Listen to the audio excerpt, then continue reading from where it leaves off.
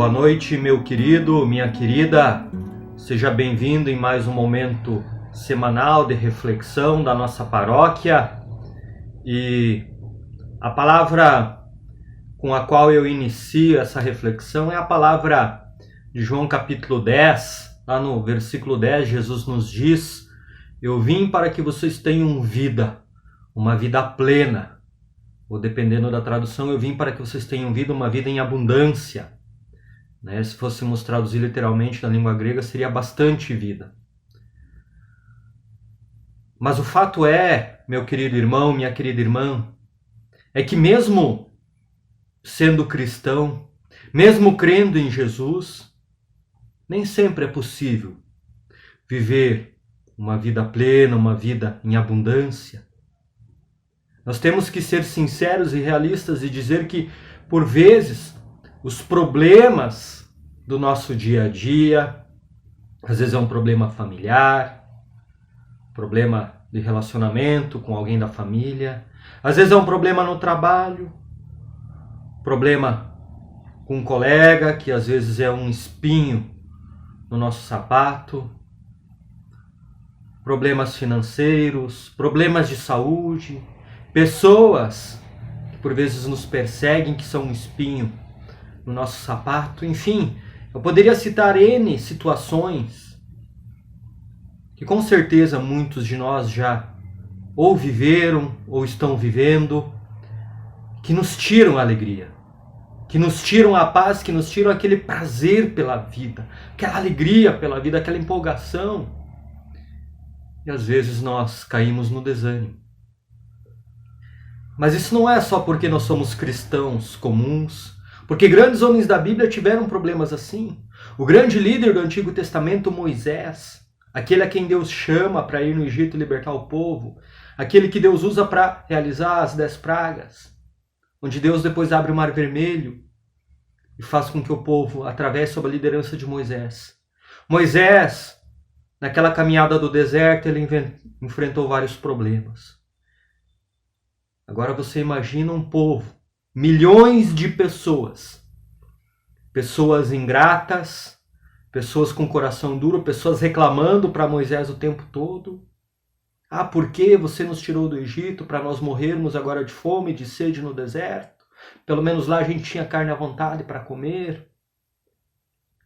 E Moisés chega num estado, numa estafa que ele deseja a sua morte. Ele pede para Deus que o mate, que ele morra. Mas aí, Deus no diálogo muda o foco de Moisés. E Moisés tira o foco no qual ele estava fixando o seu olhar para as coisas negativas, para o povo reclamão, para aquelas pessoas que eram um verdadeiro espinho na carne. E Moisés coloca o foco em Deus.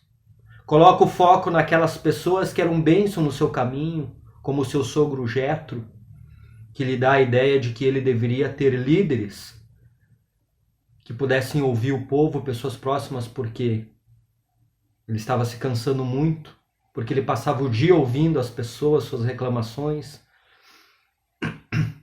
E nós lemos assim, lá em Êxodo 33, versículo 14.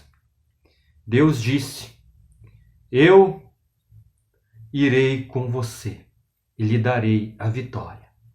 Eu irei com você e lhe darei a vitória. E eu creio, queridos, que às vezes esse é o problema na nossa vida. Nós focamos o nosso olhar, a nossa atenção, a nossa vida nas coisas negativas que sempre vão existir. Naquela pessoa que nos persegue, melhor dizendo, aquela pessoa que é um espinho na nossa carne, aqueles problemas, aquelas dificuldades, e nós esquecemos, por exemplo, de perceber ao nosso redor aquelas pessoas que são bênção, que Deus colocou no nosso caminho, que são verdadeiros anjos que nos abençoam. Por isso que na Bíblia tantas vezes o povo é lembrado a olhar para trás, para a sua história, para as maravilhas que Deus fez. O Salmo 103, por exemplo, diz isso. O rei Davi diz: ó Senhor Deus, que todo o meu ser te louve, que eu que eu louve o Santo Deus com todas as minhas forças. Porque, olha só, e aí ele lembra dos grandes feitos. Ele revelou seus planos a Moisés, deixou que o povo de Israel visse os seus poderosos feitos. Que nós possamos também fazer uma retrospectiva, olhar para a nossa vida, deixar de focar nas coisas negativas que tiram essa vida em abundância, que sabotam a nossa vida, que possamos olhar para as coisas boas, para as bênçãos, que paremos de olhar, que paremos de olhar para as pessoas que por vezes tiram a nossa alegria, nos perseguem, nos maltratam, nos machucam, que possamos olhar para aquelas pessoas que são bênção na nossa vida, que Deus colocou no nosso caminho. Mudar o olhar, mudar o foco. Na sequência, vai estar compartilhado um vídeo que eu recebi no Face e compartilhei. E esse vídeo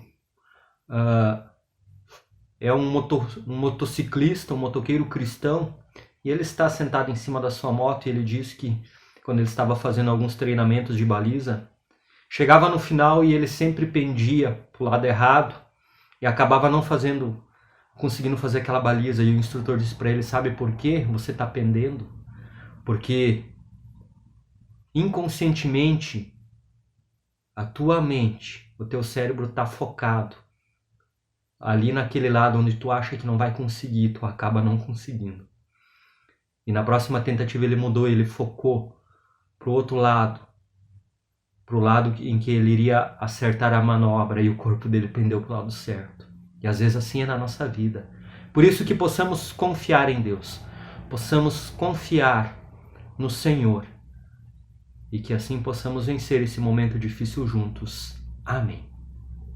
Queridos, fica o convite para o nosso culto, domingo, dia 21, culto paroquial, transmitido em live pelo Facebook. O louvor será conduzido pelo grupo Jubilai, são algumas mulheres do grupo Esther, então fica o convite a todos, culto especial. O tema do nosso culto será medo, o que fazer com medo diante desses momentos, como o que a gente está vivendo. E também todas as terças fica o convite para o nosso momento de estudo bíblico. Você que não participou, terça passada estávamos reunidos em quase 20 pessoas através do aplicativo Zoom, foi bem legal, bem bacana, bem informal. Não tenha medo, não é um bicho de 7 cabeças. Tente entrar, se tu não consegue pela primeira vez, depois vai dar certo. Então fica o convite, toda terça às 20 horas o nosso estudo bíblico, momento de comunhão, de louvor, de estudo da palavra e oração.